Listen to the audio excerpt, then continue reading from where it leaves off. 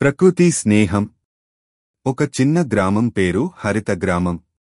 ఆ గ్రామం ఒకప్పుడు ప్రకృతితో కలిసి ఆనందంగా జీవించేది. కాని కాలక్రమేణా అడవులు నశించటం, కాలుష్యం పెరగటం వలన వర్షాలు తగ్గిపోయాయి. పొలాలు ఎండిపోయి గ్రామ చెరువు కూడా వాడిపోయింది. ఆ గ్రామంలో అరుణ్ అనే యువకుడు ఉండేవాడు. అతనికి ప్రకృతిపై ఎంతో ప్రేమ. తన గ్రామ పరిస్థితి చూసి అది మార్చాలని నిశ్చయించుకున్నాడు. అతని స్నేహితులు సీత, గ్రామంలోని ఉపాధ్యాయురాలు, పిల్లలకు ప్రకృతి పరిరక్షణ గురించి బోధించేది. మరొక స్నేహితుడు రమేష్, రైతు అయిన అతను తన పొలాన్ని కాపాడుకోవడానికి కృషి చేస్తుండేవాడు.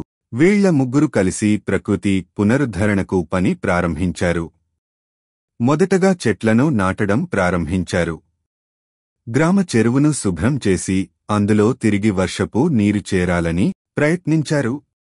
మొదట కొందరు గ్రామస్థులు వీరి ప్రయత్నాన్ని వ్యర్థంగా చూశారు. రాఘవయ్య అనే గ్రామ పెద్ద కూడా వారి పని వృధా అని అనుకున్నాడు. కాని అర్థం కాలేదనుకున్న ప్రయత్నం క్రమంగా ఫలితాలను ఇవ్వడం ప్రారంభించింది. వర్షాలు కురవడం మొదలైంది. చెరువులో నీరు చేరింది.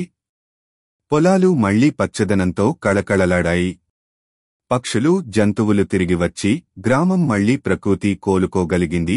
సంవత్సరం తర్వాత గ్రామం వార్షిక పండుగ జరుపుకుంటున్నప్పుడు రాఘవయ్య అందరి ముందు నిలబడి అన్నాడు, మన గ్రామం తిరిగి సజీవం అవ్వడానికి ఈ యువకుల కృషి కారణం. ప్రకృతిని మనం కాపాడితే అది మన జీవితాన్ని కాపాడుతుంది. ఆ మాటలతో గ్రామస్థులందరూ ప్రకృతిని ప్రేమించి దాన్ని పరిరక్షించాలనే సంకల్పం తీసుకున్నారు. హరితగ్రామం మరోసారి ప్రకృతి స్నేహానికి గుర్తుగా నిలిచింది. ముగింపు: ప్రతి మనిషి ప్రకృతి స్నేహితుడిగా మారితే భవిష్యత్తు సుస్థిరం అవుతుంది.